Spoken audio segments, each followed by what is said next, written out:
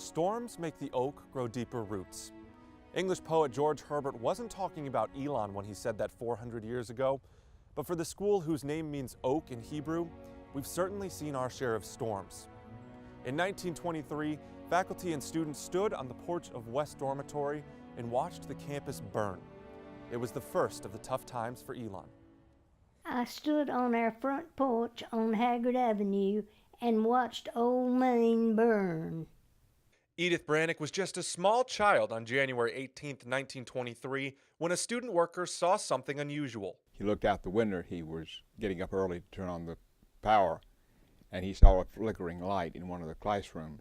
George Troxler is a former Elon professor and wrote the book From a Grove of Oaks, looking at Elon's history. He says what the student mistook for a light left on was something more sinister, the first flames of a fire that would shape Elon for the rest of time. That building had the auditorium, all of the classrooms, all of the offices, faculty offices, administrative offices, the library.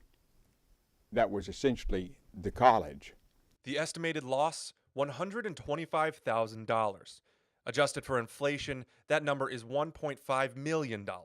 And for a college that was still in its youth, that number seemed impossible to overcome. The college literally was destroyed. Well, of course, it put them in turmoil. There were tough times. The trustees who met in 1923 had a decision to make. Elon's roots had been tried, so how would they respond? Would Elon stay open and try to rebuild, or would they become just another blip in local history?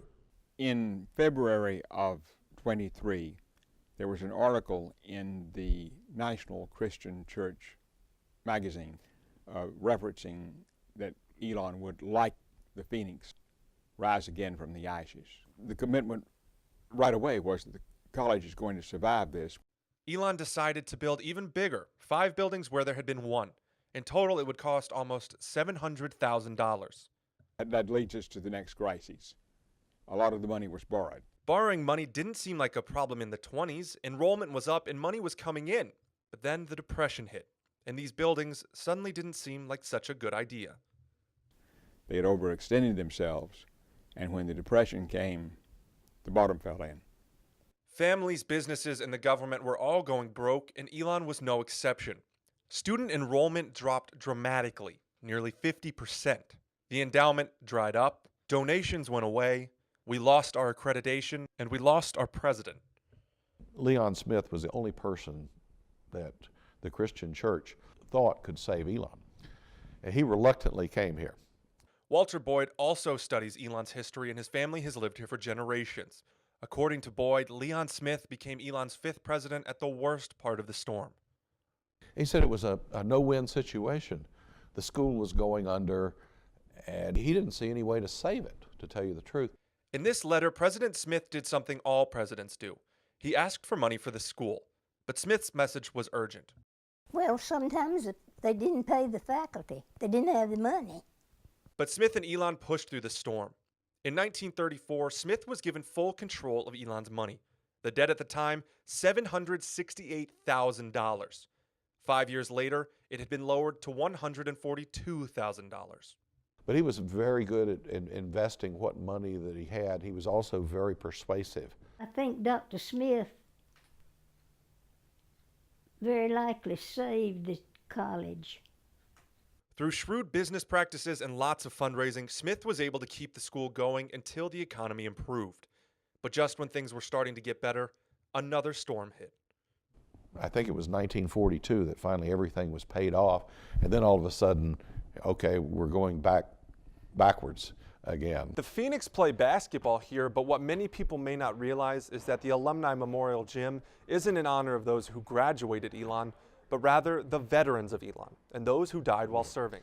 But once the war broke out and a lot of Elon students were drafted, I believe the total I've heard at one time was there were 600 Elon alumni in the armed services during the war, but I believe there were something like 200 from the student body that were called up. President Smith had to face another challenge: how to keep a small private college open during a war and how to get more students at the same time. The answer was that Elon had to change a bit. He got the War Department to agree to train Army Air Corps pilots here at Elon. We had unit of the service on the campus. West Campus was the civilian college. The East Campus was military. And the students from the West Campus could not go to East Campus. This hallway and teaching center and downstairs Mooney were officer housing during World War II. They also built a cafeteria and family housing nearby. But the campus wasn't the only thing that changed. Students had to adjust as well. During the war, when the soldiers started coming in, they got, for the first time, Roman Catholic and Jewish students. Also, a lot of people from different states. Most students before then had been from either North Carolina or Virginia or wherever Christian churches were. Despite the draft and the need for any extra resources abroad, Elon increased its enrollment and saw growth of grounds and facilities. Elon has had more adversity than many schools. We've overcome more difficulties, and I think that has sort of shaped the character of Elon. Whatever happens, we're going to make the best of it. 3 storms show that attitude well. The fire, the Depression, and World War II challenged this campus in ways they could never have imagined. The school almost failed on multiple occasions. But the phoenix rose. The oak grew deeper roots, and the school that could have faded into memory stands strongly rooted to celebrate its 125th anniversary.